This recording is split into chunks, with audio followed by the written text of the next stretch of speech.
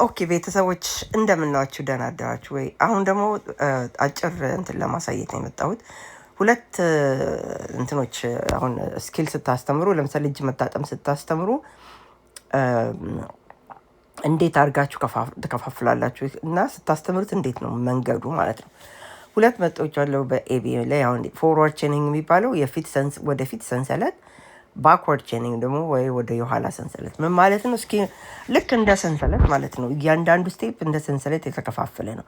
አሁን እዚህ ኤግዛምፕሉ ላይ የምታዩት የእጅ አጠጣብ የተከፋፈለ ነው ማለት ነው። እና ስታስተምሩ የመጀመሪያ በፎርዋርድ ቼኒንግ ወይም የፊት ሰንሰለት ላይ የመጀመሪያውን ስኪልስ አስተምራችሁ ኢንዲፔንደንት ሲሆን ራሱ ኢንዲፔንደንት ሲሆን ወደሚቀጥለው ስኪል ትሄዳላችሁ። ኦኬ የመጀመሪያውን ስቴፕ ታደርጋላችሁ ማለት ነው እንጂ ኢንዲፔንደንት በራሱ ካልሰራ አትሄዱ። ኦኬ እና ይሄ ደግሞ በጣም ኢምፖርታንት ነው።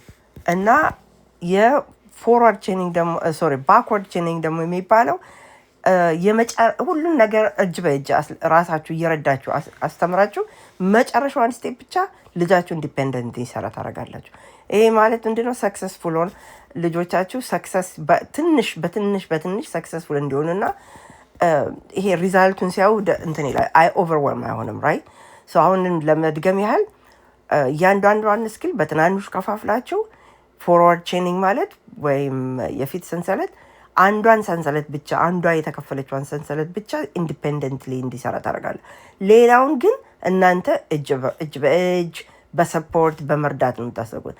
እየቀጠለ እያንዳንዷን ሴግመንት ማስተር ሲያደርግ ነው ወደሚቀጥለው ሰንሰለት የሚትሄዱት።